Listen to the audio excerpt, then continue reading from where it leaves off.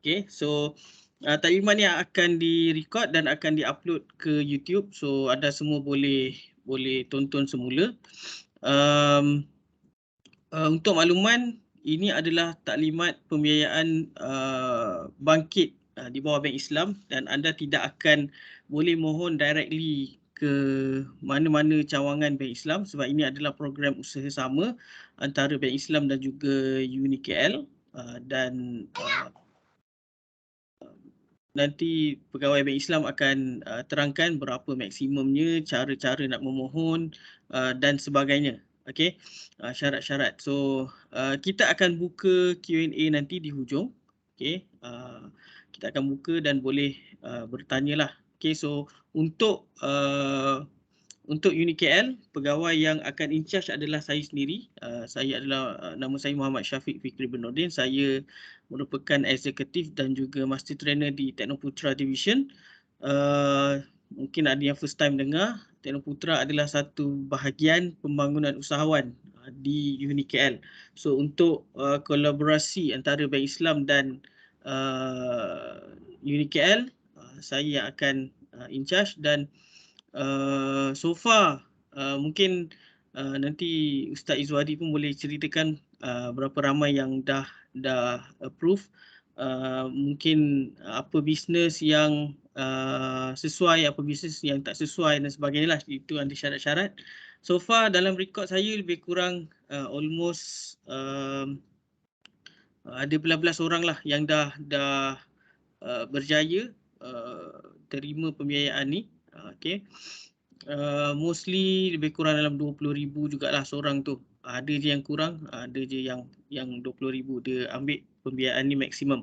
Okey, so saya tak nak buang masa lagi. Saya nak jemput Ustaz Iswadi daripada Bank Islam untuk berikan taklimat tentang pembiayaan bangkit ni. Silakan Ustaz. Okay, terima kasih Syafiq. Boleh dengar suara saya dengan jelas Boleh Ustaz, clear. Okay, saya nak share slide sekejap.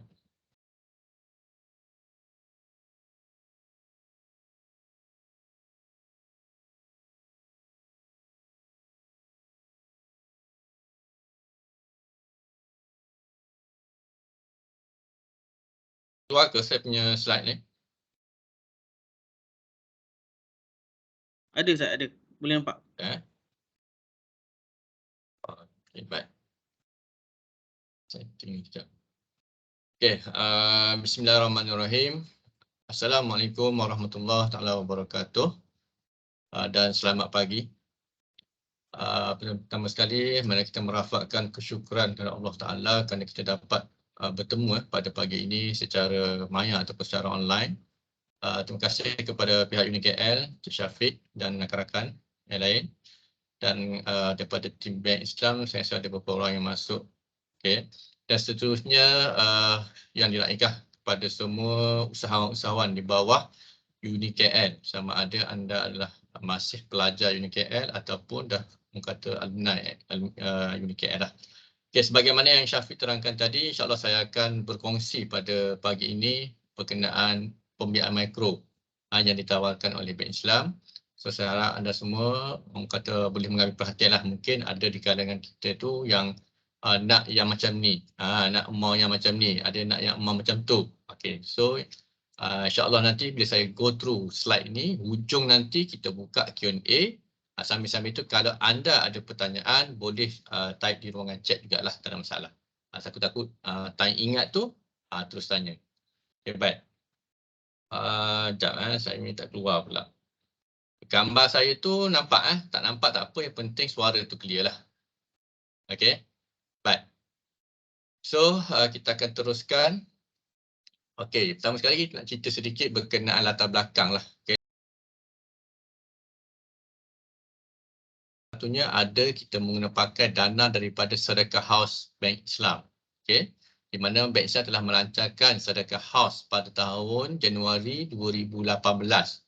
Dan ada beberapa dana yang kita telah khususkan, iaitu antara lainnya kita ada memang dana spesifik untuk kita membantu, kita mengutip, kita crowdfunding daripada public, kita kutip untuk memberi kepada spesifik projek.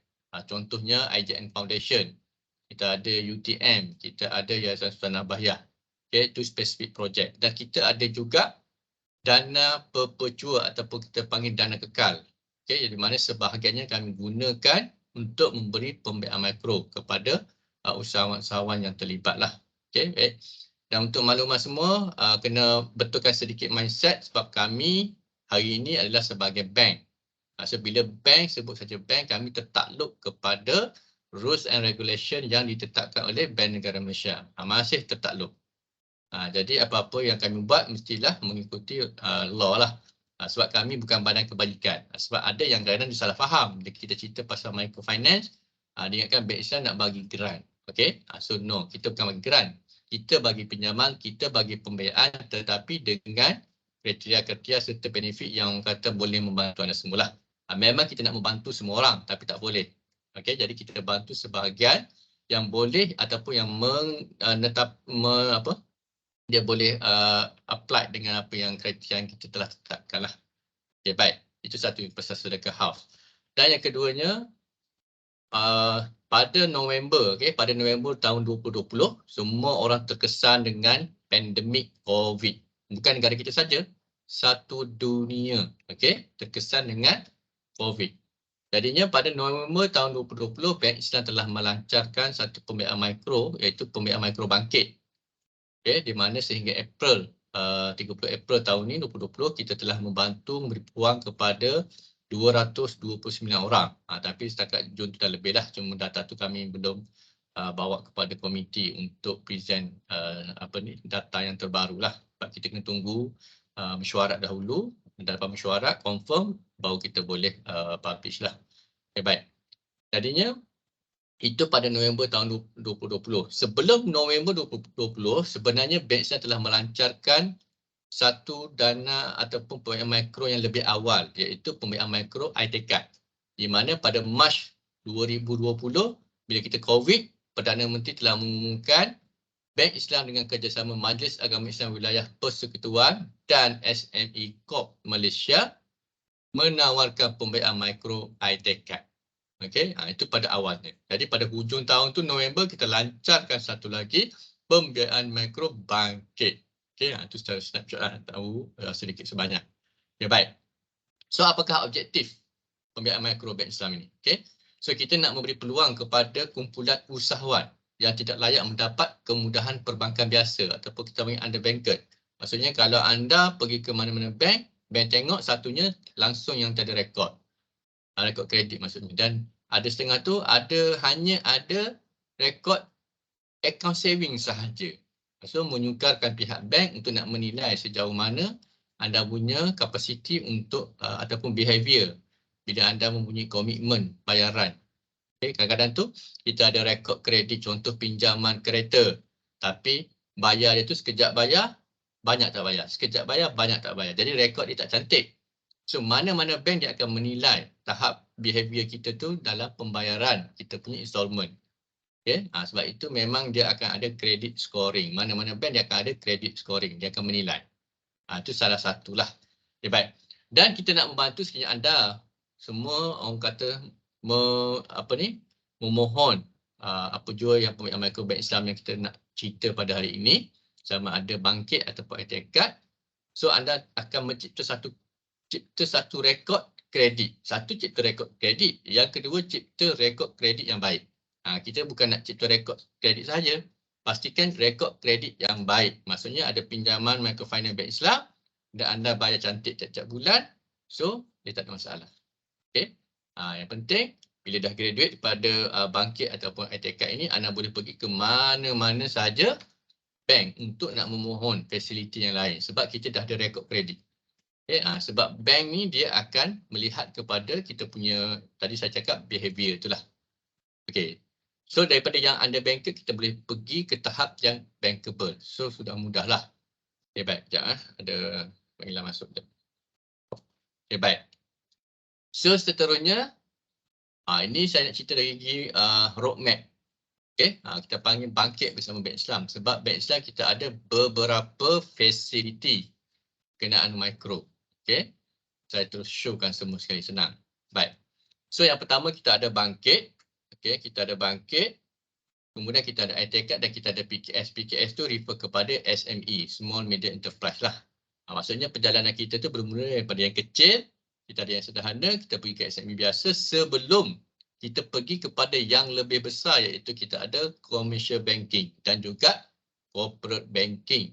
Okay? Jadi yang saya nak fokus hari ini adalah lebih kepada bangkit sahaja. Tapi kalau ada yang nak tanya pasal iTakeCard, saya akan cuba explain juga lah. Okay, sebab kita memang nak fokus hari ini sebagai yang bangkit sajalah sebagaimana Syafiq terangkan tadi. Oh, ini nampak yang ni .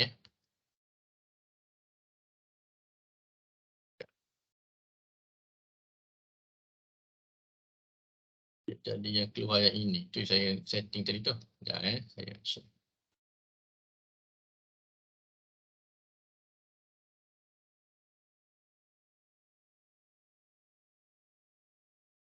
Syafiq. Okay, sambil-sambil saya terangkan, nanti saya share semula. Okay, ada problem saya punya ni. Okay, so saya cerita dulu mengenai bangkit. Jadi bangkit, kontrak yang kita tawarkan adalah menggunakan kontrak qard lah ataupun kita kata pinjaman. Okay, pinjaman di mana kalau pinjaman ni kalau anda pinjam 10,000, anda perlu bayar balik 10,000 lah. Okay, pinjam 10,000, bayar balik 10,000.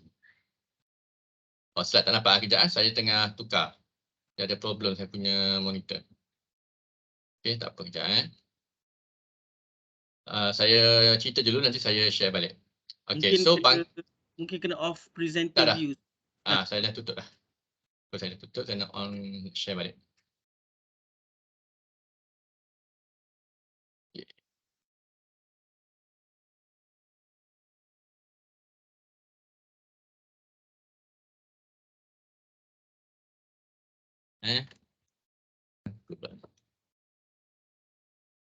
Biasa tak jadi macam ni. Hari ni dia jadi macam ni. Okay, sekarang nampak satu slide je. Alright. Okay, baik. Saya keluarkan balik. Okay. Jadinya bangkit kita menggunakan kontrak qard, manakala iTakeCard menggunakan konsep tawaruk dan PKS pun tawaruk lah. Okay. Jadinya ketiga-tiga ada perbezaan dari segi kontrak. Dari segi amount, yang ini yang selalu ditanya lah. Okay. So bangkit kita tawarkan bermula pada RM5,000 sehingga RM20,000. Manakala iTakeCard bermula RM20,000 sehingga RM50,000. Okay. Dan PKS ni yang normal, yang SME, maksudnya sehingga 5 juta. Okay, minimum 100,000, maksimum 5 juta. Kalau rasa anda perlukan modal yang lebih besar, katalah lebih 5 juta, so kita akan pergi kepada commercial banking ataupun corporate banking. Okay, so tak ada masalah. Okay, baik. Dari segi tempoh pula, maksimum 3 tahun sahaja untuk bangkit. Manakala untuk iTakeCard 60 bulan ataupun 5 tahun. Okay, dan PKS hingga 84 bulan lah. Itu dari segi tenure dia. Ini yang menarik sekali berkenaan kadar keuntungan. Yang biasa orang akan tanya, kalau mana-mana kita nak ambil facility bank, kita akan tanya rate lah. Atau kita nak ambil pembiayaan kereta, kita tanya, kita akan buat survey.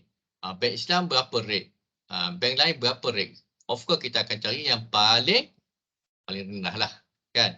So tak ada masalah. Yang untuk bangkit kita tawarkan 0% ataupun kita panggil pinjaman tanpa faedah. Pinjaman tanpa faedah. Okay.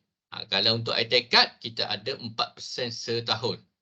4% setahun ni kalau kita convert kepada effective rate sebulan, still rendah lah. Lebih kurang macam kita bayar kereta lah, tapi tak sampai 2% effective rate dia. Okay. So berbanding kalau kita ambil business loan ataupun business financing di luar yang lain, kadang-kadang ada yang 8%, ada yang 12%. Okay. Agak tinggi lah. Tapi untuk iTakeCard, kita tetapkan 4% sahaja. Okay. Kalau SME, dia normal rate, kita akan tengok, kita akan guna pakai BFR plus 1.75% lah setahun. Okay. Baik. Dan bangkit serta iTakeCard tiada penjamin atau cagaran diperlukan. Tak perlu. So kita tak perlu risau. Tak perlu kalau yang pelajar, mak ataupun ayah nak kena jamin, tak perlu. Kalau yang suami isteri pun tak perlu. Ataupun tak perlu nak kena jaga kita punya gelang emas ke, kan, tak perlu. Tapi kalau untuk PKS, of course adalah sebab dia emas besar. Okay, baik. Dan untuk bangkit serta iTakat juga, kita sediakan latihan keusahawanan. Okay, latihan keusahawanan. Itu penting. Sebab kita bukan bagi saja financing, kita lepas macam itu, tunggu nak kutip balik. Tak. Kita sediakan latihan. Maksudnya, anda mohon lulus, wajib ikuti latihan keusahawanan yang kita sediakan. Mungkin dengan kerjasama dengan UniKL sendiri yang kata yang akan memberi kursus tersebut, sebab kita akan ada beberapa modul lah. Tapi penekanan kita lebih kepada untuk pengusaha perniagaan, pengusaha perakaunan, pengusaha kewangan, pengusaha pemasaran. Kan? Jadi semua tu kita akan terapkan kepada peserta-peserta di bawah program bangkit dan juga iTakat. Okey. Kalau untuk PKS dia tak adalah sebab dia punya tu level dah lain sikit. So dia ada spesifik yang lebih detail. Okey. Baik. Ini secara snapshot orang kata roadmap. Maksudnya kalau kita bermula dengan bangkit, kita nak pergi ke mana. Okey. Baik. So seterusnya saya akan share sedikit berkenaan orang kata snapshot apa yang ada setakat inilah. Data kita setakat ini 30 April. Okey. Baik. Kita punya had program ini 10 juta dan kita telah luluskan pembiayaan sehingga April ni 3.2 juta sahaja. Bermaksud masih banyaklah peluang untuk anda nak memohon. Okey, masih banyak 7 juta lebih kurang. Dan kita telah disburse sebanyak 2.8 juta. Okey, lulus 3.2 juta tapi yang kita disburse 2.8 juta. Kenapa jadi macam tu? Okay, sebab kita ada beberapa syarat yang kita tetapkan sebelum disbursement. Nanti saya akan ceritakan sebab ini. Baik. Okay, so sebanyak ataupun seramai 229 orang usahawan mikro yang telah menerima manfaat. Ada yang di kalangan mereka yang sebelum ni yang dipunyai income tu agak rendah disebabkan kurang modal untuk nak beli stok dan sebagainya atau nak beli peralatan. Okay, so bila kita usahawan tersebut mendapat pembiayaan yang kita tawarkan, alhamdulillah dia dapat beli stok yang banyak. Bila dapat beli stok yang banyak, harga dapat yang murah. Kan? So dia dapat margin yang agak besar sedikit. Okay, so membantu dia punya sales. Okay, baik. So tujuan kita untuk nak mencipta satu impact positif kepada usahawan itu sendiri dan juga masyarakat sekeliling lah, of course. Yang pertama dari segi perkembangan perniagaan. Okay, mungkin daripada yang sebelum ni dia punya sale ni agak kurang, kan? So dia nak kembangkan perniagaan dia. So bila dapat modal yang tambahan modal, of course dia punya supply pun meningkat dan akhir sekali dia dapat kembangkan bisnes dia. Mungkin bermula daripada rumah. Bila terlalu banyak dah demand, mungkin kadang tak boleh simpan dah stok kat rumah. Jadi dia perlu menyewa kedai. Masuk berkembang sedikit tu. Dan kalau rasa memang banyak juga perlukan ejen-ejen di setiap daerah dahulu. So tambah. Dan dia pergi yang kedua dia kita mencipta peluang pekerjaan. Dia bermula berniaga seorang. Bila demand banyak tak sempat seorang, dia memerlukan pekerja tambahan. Mungkin bermula dengan kontrak dahulu. Okey. Bila demand masih lagi bertambah, so dia memerlukan pekerja tetap. Bermula dari seorang, di 2 orang. Okay, so dia mencipta peluang pekerjaan. Okay. Dan perkembangan hasil dan jualan aset ni of course lah, bila dah kita dah berkembang, kita dah ada aset, barang-barang yang kita jual nak meningkatkan yang lebih tinggi. Okay, so akan ada perkembangan di situ. Dia kadang ramai yang usahawan dia bermula, kadang dia sewa kedai kecil.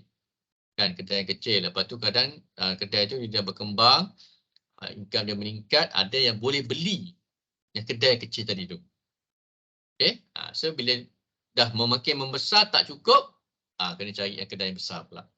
Okay. Baik, yang seterusnya dari segi pendigitalan. Okay. Pendigitalan ni sekarang ni orang kata kita dah berdepan dengan pandemik selama 2 tahun. Jadinya ramai di antara kita usahawan dia terlibat dengan pendigitalan lah. Ramai yang orang kata membeli barang secara online kan. So kalau kita sudah membeli barang secara online, kenapa orang tidak membeli dengan kita menggunakan online? Kan? Jadi kena gunakan khususnya akaun kita kena ada QR code lah. Okey, so kita tengok mana-mana sekarang bukan sahaja di yang kedai-kedai yang besar, hatta yang gerai-gerai pun sudah menggunakan digital platform. Maksudnya kita nak bayar hanya scan QR code. So itu memudahkan. Memudahkan lagi satu dari segi keselamatan lah. Kita tidak perlu menyimpan wang yang banyak sebab duit terus masuk dalam akaun lah. Okey. Baik. Dan yang paling penting sekali rekod. Kebanyakan usaha mikro yang menggunakan cash, dia tidak menyimpan rekod yang betul seharian dia tu. Rasa sale banyak hari ni kan, jual dari pagi sampai ke petang. Rasa banyak dah. Tapi bila petang, bila cek-cek balik, ada kekurangan. Kenapa? Dah ada di tengah-tengah tu, kemungkinan ada yang kita tiris. Okay, tiris masuk kadang-kadang tu macam suami tengah menjual. Lepas tu tiba tengah hari tu, wife ataupun pasangan cakap, oh pampers anak dah habis. So terus ambil RM50 bagi keluar untuk membeli pampers. Lepas tu petang pula anak nak beli aiskrim. Ambil cabut duit tu beli aiskrim. Okay. Bukan bermaksud tak boleh. Boleh. Tapi rekod tu kadang kita tak rekod. Bila tak rekod, bila petang jadi kurang lah. Tapi kalau kita menggunakan digital QR code, orang bayar, kita punya jualan kita tu terus masuk ke dalam akaun. Ujung hari kita boleh tengok, okay, berapa sales kita dan berapa yang kita keluarkan, adakah yang kita keluarkan untuk rolling business ataupun untuk kegunaan kita. Boleh untuk kegunaan kita, tak ada masalah. Tapi kita kena rekodkan. Sebab kita berniaga walaupun sendiri, kita kena disiplin. Maksudnya, yang kita duit kita bisnes, berapa gaji kita. Kita kena aside, put aside. Barulah betul yang put aside ni dah kita masuk ke dalam kita punya akaun personal. Business kena ada akaun semasa. Okey, okey, baik. Dan seterusnya jualan dan pemasaran atas talian. Okey, yang saya cakap tadi, yang online tadilah. Ramai yang kata semasa PKP tu yang tak pernah menjual pun, tiba-tiba dah tak boleh bergerak ke mana, tengok apa barang yang ada, pun start jual secara online. So, secara online dia lebih meluas kita punya pelanggan lah. Okay. Ada je yang menjual makanan hantar luar daerah. Kan sekarang kita ada macam-macam dalam move-nya GrabFood dan sebagainya. So tak ada masalah. Yang penting lebih banyak pelanggan kita, lebih banyaklah kita punya pendapatan. Okey, baik. Seterusnya kita nak tengok beberapa kisah kejayaan lah. Okey. Kisah kejayaan usahawan bangkit. Yang saya cerita ini yang usahawan bangkit saja. Asalkan tak cerita semua memang tak sempat. Okey. Baik. Peserta pertama ni mendapat pembiayaan sebanyak RM20,000 menjual produk minyak wangi lah, perfume. Okay. Jualan bulanan ni sekitar RM5,000 sebelum mendapat bangkit Bank Islam. Okay. Dia kurang dana lah. Jadi semasa PKP 3.0 lockdown tu, dia hanya menjual secara online dan income dia mencapai RM70,000. Dia buat pemasaran melalui digital. Sosial media dia, Facebook, Instagram dia. Okay. Dan dia mampu membayar premium insurans sebulan, RM1,000 sebulan untuk keluarga dia. Maksudnya dia ada peningkatan dari segi dia punya life dia lah, kehidupan dia tu. Ada tambahan. Sebelum ni mungkin dia pun rasa tak secure dan sebagainya. So bila income dia dah bertambah, why don't dia nak buat contribution takaful insurans kepada family lah. Kan? Dan of course dapat mencipta peluang pekerjaan. Okay, ini penting, mencipta peluang pekerjaan. Maksudnya bila demand banyak, nak packing semua tu memang tak sempat. So dia memerlukan pekerja tambahan. So tu impak dia. Baik. Yang kedua, dia dapat pembiayaan RM10,000 daripada Bank Islam. Okay, ini jahitan. Jualan dia sebelum pada dapat bangkit RM10,000. Selepas dapat bangkit meningkat kepada RM50,000. Okey, ini jualan melalui Shopee. Dia buat emas. Kan masa PKP tu buat emas. Buat emas macam-macam lah bentuk, bukan emas kosong, bercorak dan sebagainya. Okey. Dan bila dah stabil, dah kita pun dah ke arah dah emas dah terlalu banyak dah, PKP tu pun dah nak habis, dia buat tambahan produk. Produk telekung kanak-kanak. Okey. Dan dia setelah selesaikan dia punya pinjaman PTPTN, dan akhir sekali dia juga menyediakan peluang pekerjaan kepada golongan remaja. Okay, itu impak dia. Okay, baik. So seterusnya saya akan berkongsi berkenaan ciri-ciri program bangkit ni lah. Okey, ini saya jadi kontrak, kita dah terangkan tadi menggunakan kontrak hot ataupun pinjaman loan tanpa sebarang faedah. Okey, tanpa sebarang faedah ataupun tanpa sebarang interest lah. Di mana tujuan pembiayaan ini untuk sebagai modal kerja dan juga untuk perbelanjaan modal perniagaan. Okey, di sini saya nak tekankan sedikit. Apa ni, untuk yang nak memohon, sekejap. Untuk yang nak memohon bangkit ni, jadi hilang pula. Sorry. Kalau anda tulis dalam borang permohonan anda nak settlekan hutang lain atau pinjaman lain, minta maaf, tak lepas. Kami akan reject. Okay, sebab yang kita benarkan untuk modal kerja dan perbelanjaan modal perniagaan. Okay, jadinya nak beli stok, nak tambah stok boleh. Nak beli mesin, kalau yang berniaga jahitan tadi nak beli mesin jahit boleh. Kalau yang berniaga F&B nak beli freezer boleh. Okay, itu boleh. Tapi kalau ambil bangkit ni nak pergi settlekan tekun contohnya, itu tak boleh lah. Sebab sepatutnya kita kembangkan perniagaan kita dahulu, dah stabil, kita settlekan kita punya komitmen yang lain. Okay, kalau dapat seketul 20,000, pergi settlekan yang lain 10,000, kita punya balance 10,000. Sedangkan kos yang kita perlukan adalah 20,000. Sudah terkurang kat situ. Okay, jadi rugi, tidak mencapai objektif. Okay, kita tingkatkan kita punya income, dah stabil, tingkatkan satu, yang kedua kena stabil, jangan tingkatkan sekali dia dapat yang tinggi, bulan kedua dah turun balik, tak nak. Stabil, barulah settlekan komitmen yang lain. Okey, baik. Okay, amal pembiayaan kita dah cerita tadi, maksimum 20,000, okay, tenor 36 bulan ataupun 3 tahun dan 0%. Okay, tiada sebarang profit. Bank kalau ikutkan memang operate at loss lah. Okay, tapi kita ini antara orang kata yang kita cuba membantu usahawan untuk nak bangkit lah. Kalau kita pasal yang kalau nak kira pasal produk-produk lain tu memang dia adalah profit rate dia. Tapi yang untuk bangkit ni betul-betul untuk kita nak bantu. Walaupun kita nak membantu, still kena menepati kriteria yang kita tetapkan. Bukan kata kita boleh bagi kepada semua orang, tak. Still kena menepati kriteria.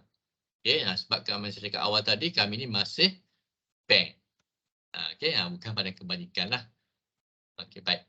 Dari segi kaedah penyaluran pembiayaan ni, kita akan kredit ke dalam akaun semasa Bank Islam.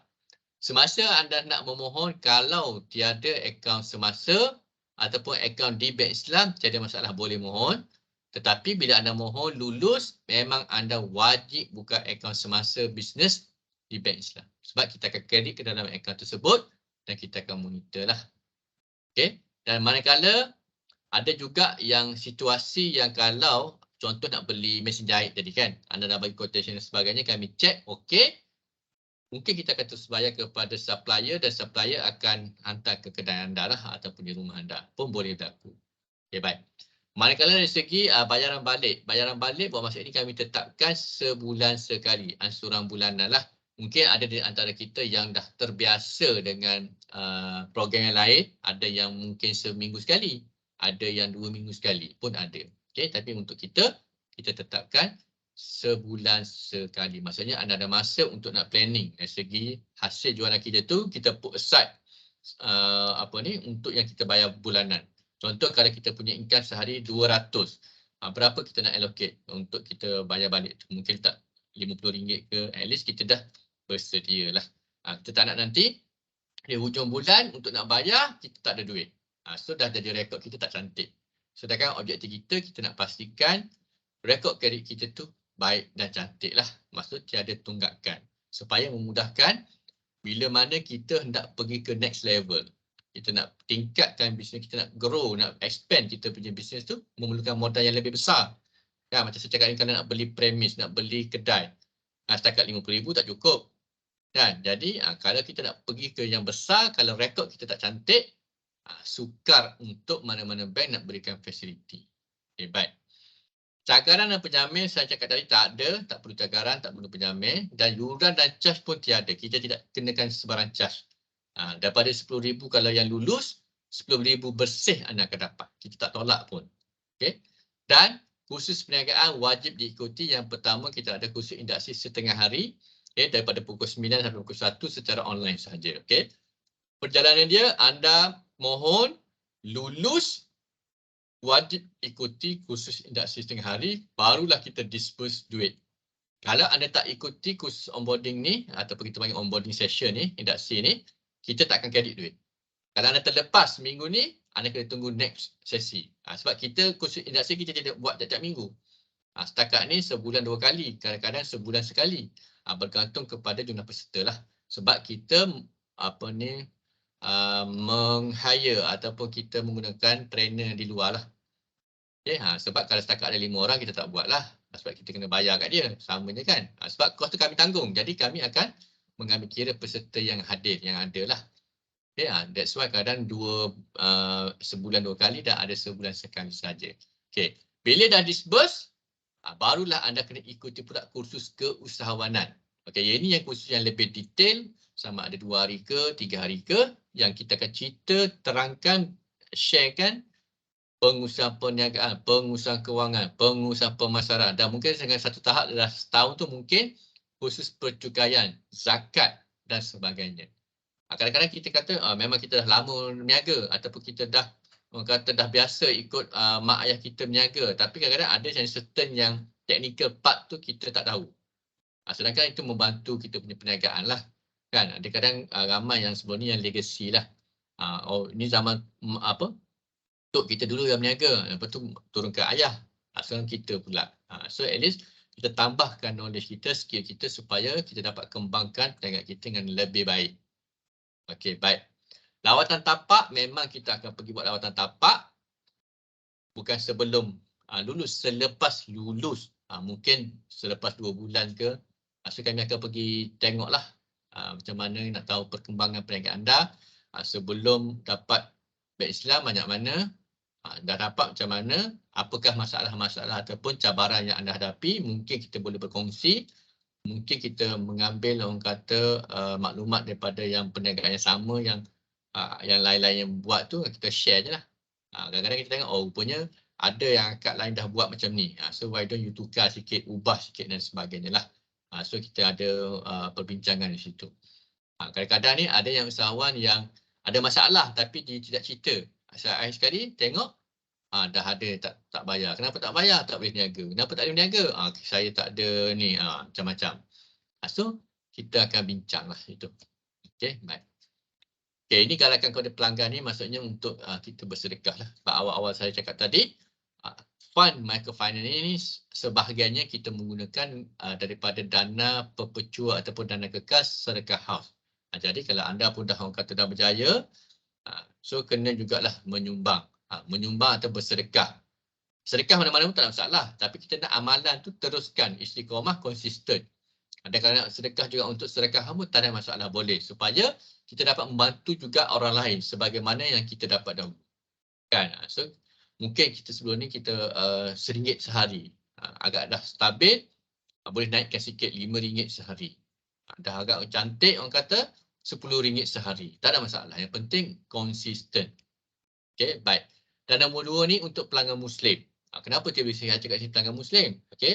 Untuk makluman, kita punya microfinance ni kita open to all. Muslim dan juga non-Muslim. Tak ada masalah. Boleh. Tapi ada syarat-syarat dia lah. Baik. Untuk Muslim, kita galakkan untuk teruskan buat solat sunat duha dan juga bacaan surah Waqiah setiap hari. Mungkin anda memang dah selalu buat. Cuma kita peringatkan lah. Dan kalau boleh, kita upgrade. Mungkin biasa buat solat duha 2 rakaat. So mungkin tambahkan jadi 4 rakaat. Dan mungkin lepas ni 6 rakaat. Itu terpulang. Tapi biar istiqomah. Kita nak terapkan supaya bila kita berniaga ni kita kena ingat rezeki tu datangnya daripada Allah Ta'ala lah. So kita jangan lalai. Kadang kalau macam contoh yang terlibat dengan industri makanan, F&B kan. Kedai makan lah ataupun gerai. Kan kadang time maghrib tu orang tengah ramai. Bila orang tengah ramai kita rasa sayang nak tinggal. Kan, biasanya nak tinggal kadang-kadang terlepas solat. Kalau terlambat tu, kira okey lagi ni, terlepas terus. So amat malang lah. Sebab kalau Tuhan nak tarik ni, sekali tarik, habis. Besar. Macam yang saya kata tadi, amalan yang kita kena selalu ingat, the more you give, the more you get. Itu biasa saya rasa semua orang percaya benda tu, sebab konsep berkongsi rezeki. Kan? Kita jangan ingat semua rezeki yang kita ada tu kita punya. Tak. That's why dalam Islam pun kita ada konsep zakat. Maksudnya sebahagian harta kita tu ada hak milik orang lain juga. Okey, baik.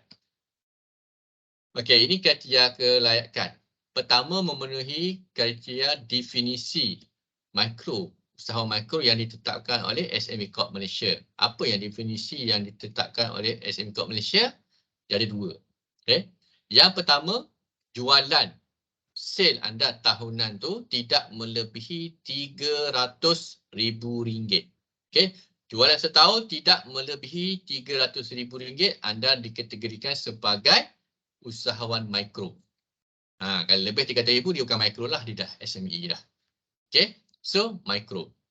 Dan atau satu, jualan tahunan kurang daripada RM300,000 ataupun pekerja tetap kurang daripada 5 orang.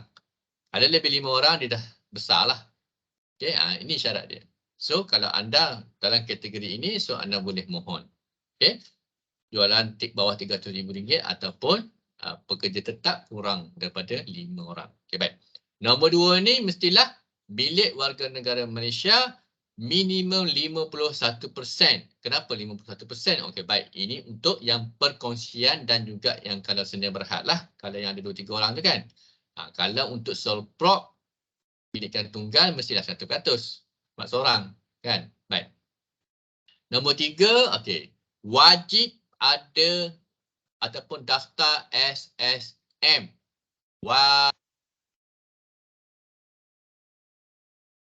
Untuk usaha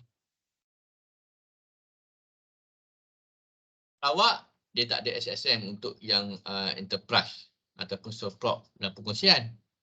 Dia ada untuk sedia berhad saja. Jadi untuk Sabah Sarawak, wajib ada lesen yang dikeluarkan oleh PBT.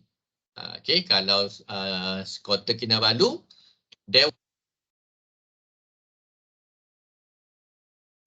Perniagaan tu. Okey, kalau Semenanjung wajib SSM yang 3 serangkai lah yang lengkap. Okey, baik. Dan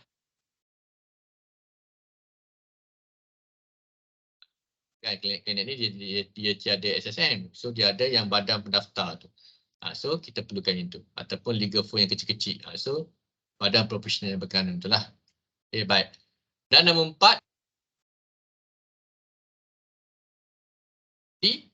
supaya kita dapat tahu anda ni bisnes apa, apakah isu dan cabaran, apakah kos anda, apakah modal anda dan apakah keuntungan anda. Anggaran tu kan berdasarkan kos, modal campur tolak yang kita punya kos lah, modal tolak kos pendapatan kita tu. Okey. Supaya kita dapat buat unjuran setahun tu banyak mana kita punya income. Kalau kita punya bisnes plan pun dah negatif, macam mana kita nak bayar balik kita punya installment kan? So kena planning betul-betul. Kalau kos kita agak tinggi, macam mana nak kurangkan kos yang tinggi tu? Adakah ada kos operasi ada yang perlu dikurangkan dan sebagainya? So kena nilai semula, review semula lah.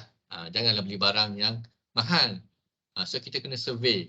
Siapa yang mana yang menawarkan harga yang paling rendah. So kena carilah.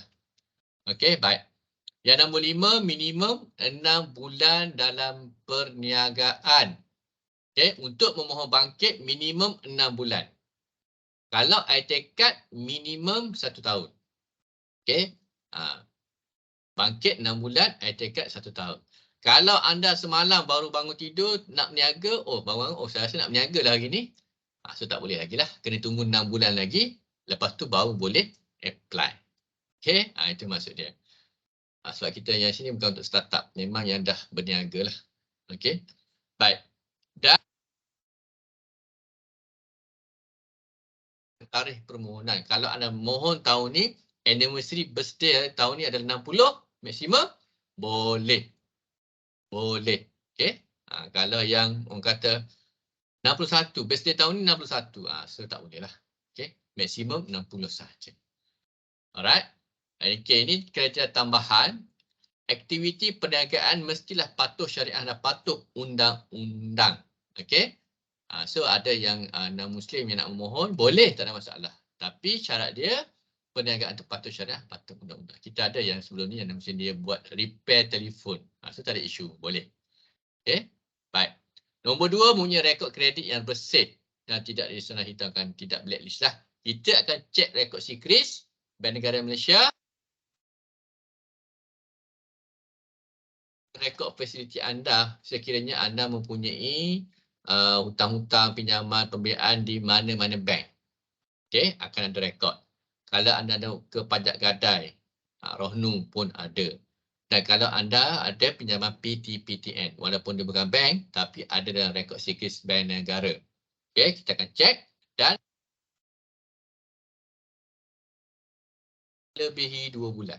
Okey, maksimum yang kita boleh terima tunggakan 2 bulan sahaja. Sebab dalam rekod SECRIS tu dia akan tunjukkan 12 bulan ke belakang. So dalam masa 12 bulan tu pastikan tiada rekod 3, 4 dan ke atas. Maksimum yang boleh ada 2 sahaja. Okey. Itu kita punya kriteria kita lah. Itu saya cakap tadi behavior. Okey. So maksimum 2 bulan sahaja tunggakan. Okey, itu rekod SECRIS. Dan untuk yang PTPTN, kalau ada yang kes PTPTN memang kita cek ada sampai 120 bulan, 90 bulan tak pernah bayar, anda kena buat penstrukturan semula.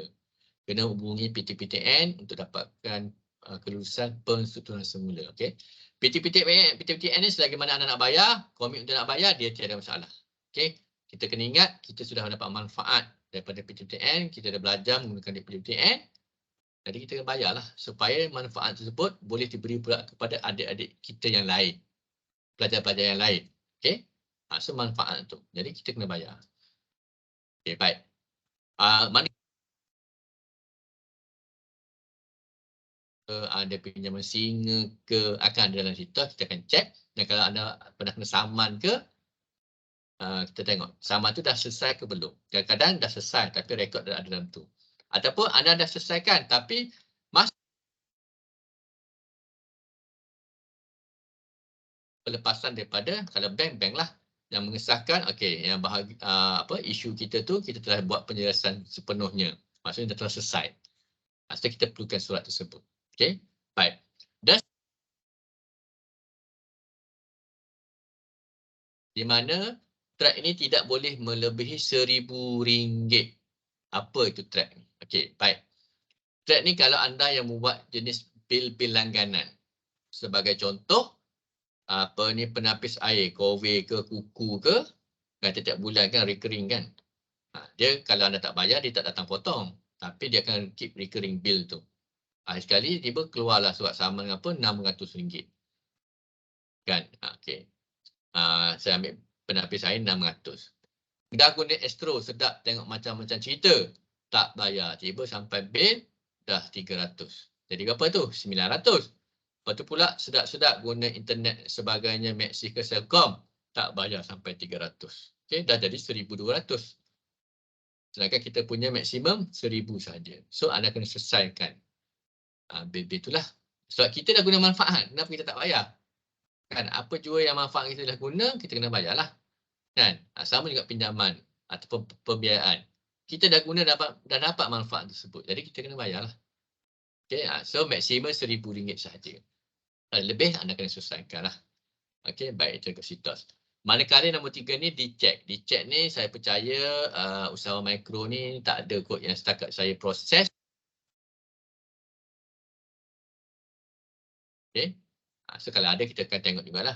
Ada tak pernah isu cek tapi tak ada duit. Jadi cek tendang. Okay, dia ada merit point lah. Okay, dan nombor 4 ni tidak dikenakan sebagai tindakan undang-undang kena saman tadi lah. Dapat surat insolvensi dan sebagainya. Dan juga tidak bankrupt dan tidak muflis. So kita tidak boleh terima. Masa sekarang tak boleh terima lah. Sebab kami masih lagi di bawah regulation bank negara lah. Okay, baik. Itu dah segi kredit tambahan. Saya harap jelas. Ada pertanyaan nanti boleh tanya. Okay. Seterusnya dokumen yang diperlukan untuk nak memohon. Okay. Pertama, of course akad pengenalan. Kan nak tahu betul tak kita ni. Okay. Yang nombor 2, set lengkap borang permohonan di mana ada beberapa dokumen. Okay. Kami akan sertakan. Anda kena isi dan kembalikan semua dokumen tersebut. Dia ada borang permohonan, dia ada borang VBI, dia ada borang CIF kuasa 1, CIF kuasa 2 untuk pembukaan akaun. Okay, semua itu kena lengkapkan, kena kembalikanlah. Kalau lengkap tak kembalikan, tak jalan juga. Okay, kami hanya proses yang lengkap saja. Maksudnya, Siapa yang nak memohon, kena hantar kepada unit KL, unit KL semak, complete, barulah serahkan kepada kami, barulah kami akan proses. Kami hanya proses yang lengkap sahaja. Okey, baik. Nombor 3, bukti pendapatan terkini, ni pun sama. Setakat yang saya proses, tak ada lagi lah jumpa yang isytihar cukai. Yang submit orang cukai. Tak ada lagi. Tim lain saya tak pasti. Okey, maksudnya selepas pada ni kita kena pastikan ada rekod yang baik, kita kena isytihar cukai. Kena bayar tak kena bayar tu nombor 2. Yang penting kita isytihar. Sebab bila kita isytihar banyak benefit yang kita akan dapat sebenarnya. Okey, baik. Dan nombor seterusnya perlu sertakan penyata bank terkini. Okey, bank statement ni kami perlukan penyata akaun semasa. Sekiranya anda memang sedang gunakan akaun semasa lah untuk bisnes anda tu.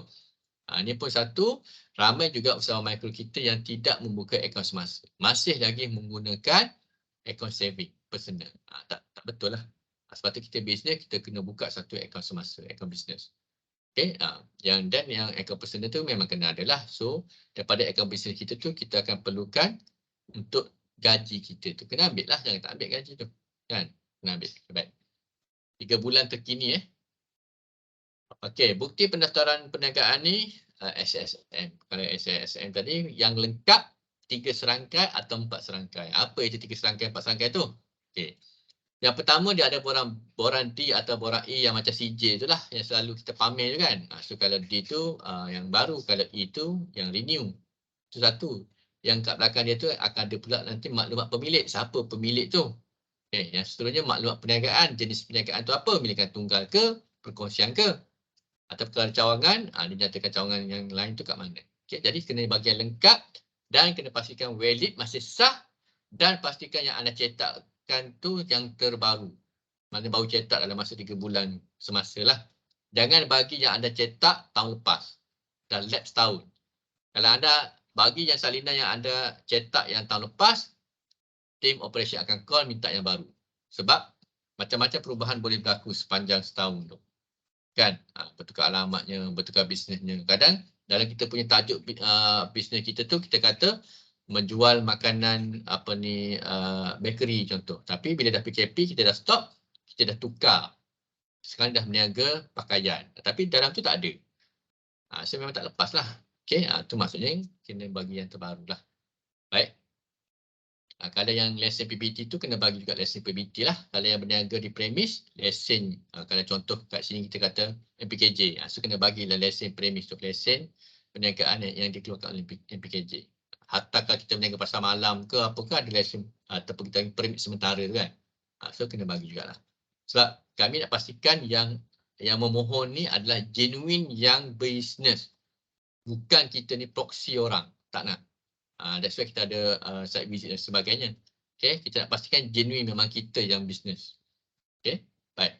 Dan kita perlukan juga sebagai bukti bil utility, mungkin bagi bil elektrik lah ataupun bil air. Sekali nak tengok betul tak anda berniaga kat sini, premis anda sini, atau kalau berniaga kat rumah, bagi yang bil rumah lah. Kan, kita tak nak nanti borang permohonan lain, bil lain. Sekarang ni kita guna bil siapa sebenarnya. Okay, untuk kita pastikan macam saya cakap tadi, genuine kita lah. Okey, baik. Dan lain-lain dokumen relevan ni, macam contoh tadi, kalau yang KTPTN, kita perlukan surat penstrukturan semula. Yang kedua, kalau anda ada isu dengan bank-bank yang lain, anda dah settlekan tapi dia lambat update, jadi kami perlukan juga surat pelepasan daripada bank tersebut lah, yang mengatakan anda telah selesai.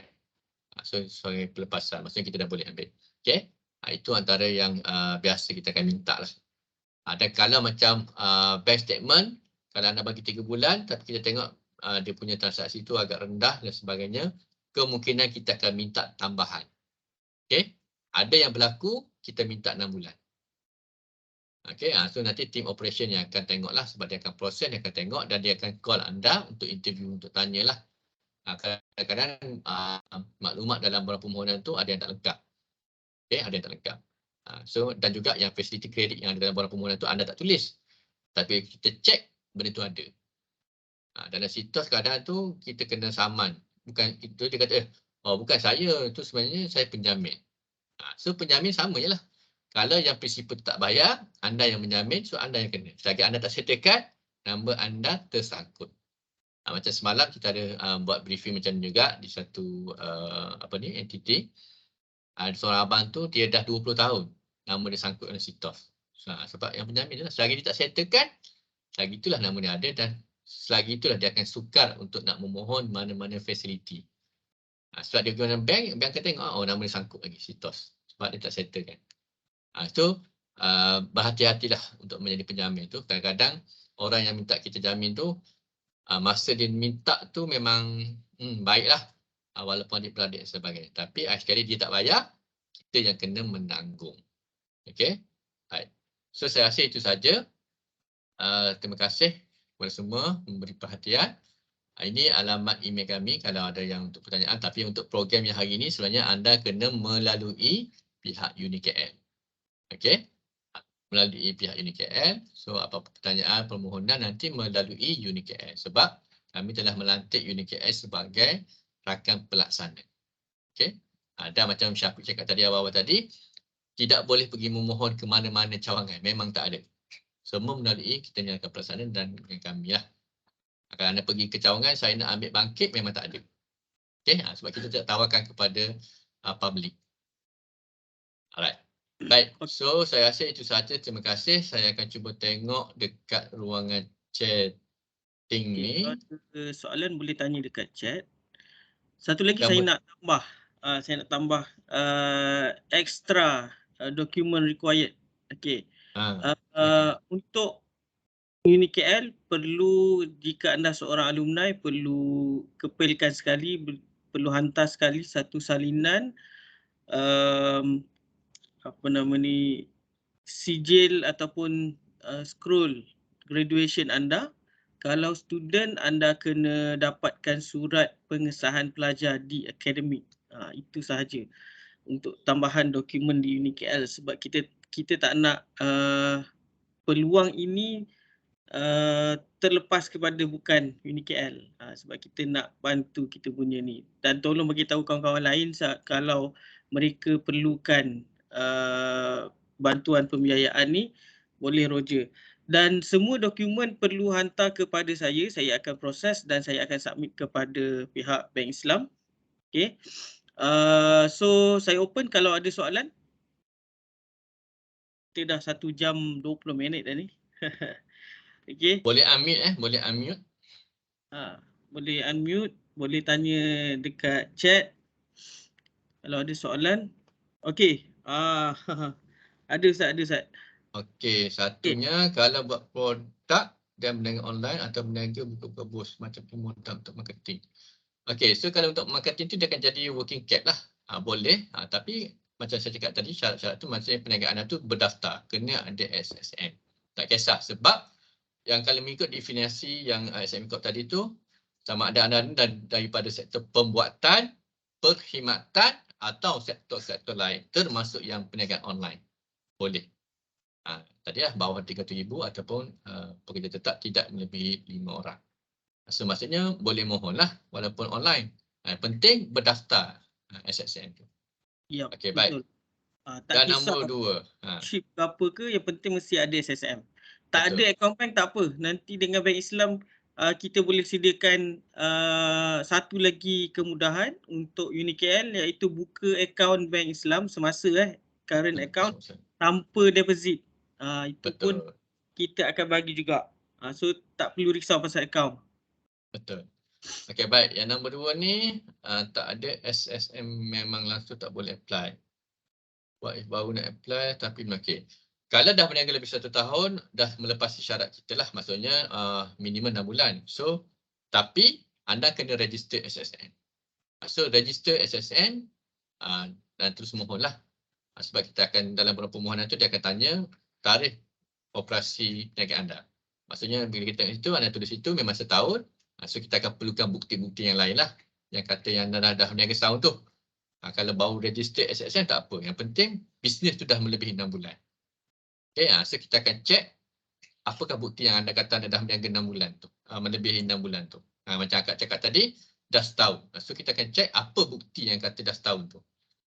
Paling mudah saya rasa dari segi ni lah kot, transaction lah saya rasa. Ya. So kita akan cari bukti, itulah kita perlukan bukti lah. Okey, yang seterusnya dah berniaga lebih 3 tahun tapi nak gunakan bangkit untuk perniagaan lain. Macam mana tu? Nak gunakan bangkit untuk perniagaan lain. So ada berapa jenis perniagaan tu sebenarnya. So anda kena, kalau nak mohon, kena mohon perniagaan yang sedang anda lakukan tu dan bukti-bukti dia lah. Kalau berniaga pakaian, okey, apa yang transaksi yang anda gunakan account banknya. So kita tak kisah tapi kita akan check. Satu Okay, lagi, boleh. make sure dalam SSM tu ada Tajuk info bisnes kita tu. perniagaan yang sama dengan apa yang anda propose dekat bangkit ni. Contohnya kalau bisnes baju dalam SSM pun mestilah ditulis niche bisnes yang berkaitan dengan baju lah. Kang jadi SSM bisnes lain tapi dia anda propose isi form apa semua letak bisnes lain. Tu ada possibility suspicious lah kat situ. Betul. Okey, baik. Dan seterusnya, bila due date? Tak ada due date, mungkin nanti UniKI akan tetapkan. Kalau nak tetapkan dalam masa 2 minggu, so nanti UniKI akan beritahu.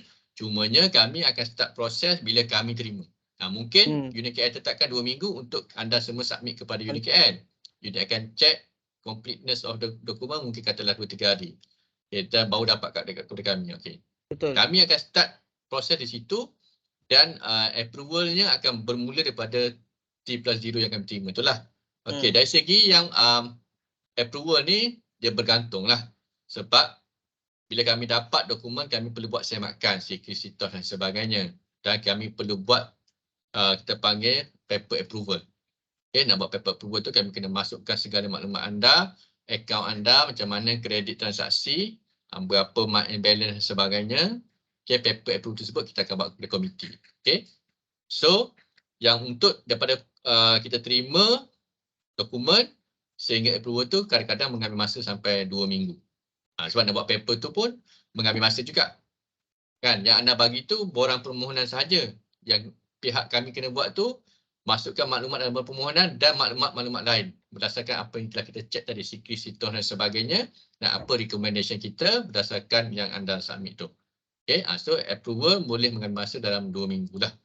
Okay, dan bila dah 2 minggu lulus, kita akan call untuk ikuti kursus induksi.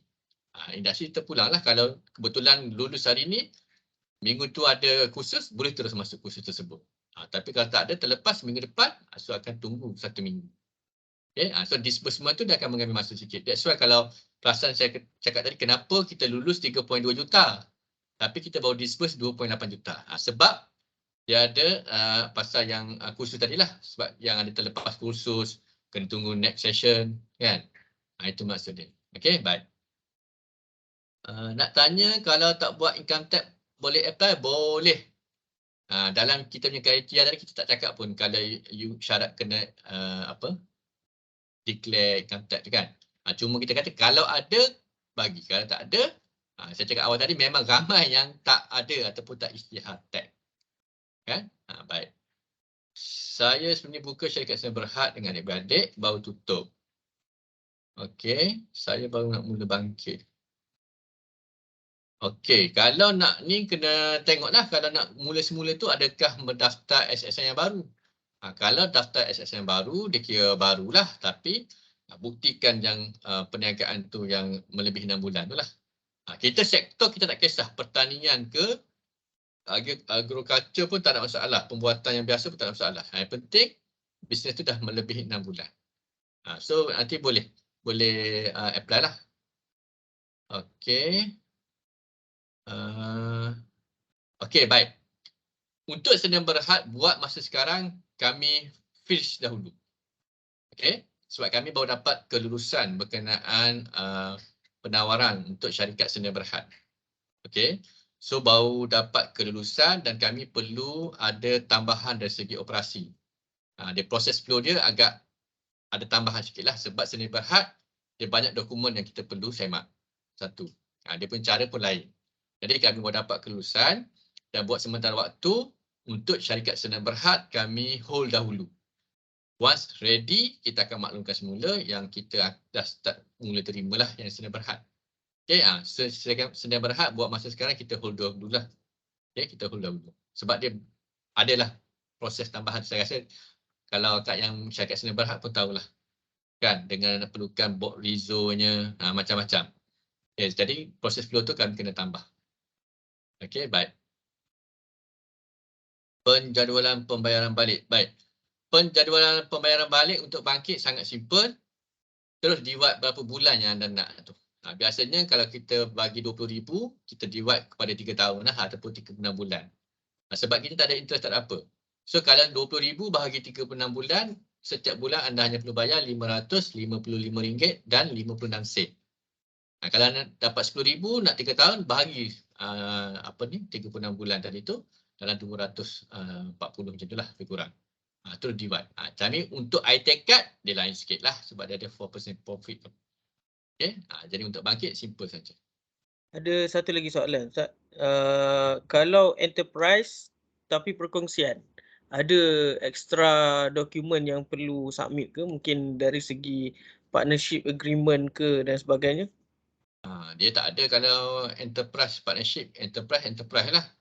Partnership lain tu. Kalau enterprise tu seplot seorang je. Kalau perkongsian, dalam borang tu anda kena isi kedua-dua maklumat ahli kongsi.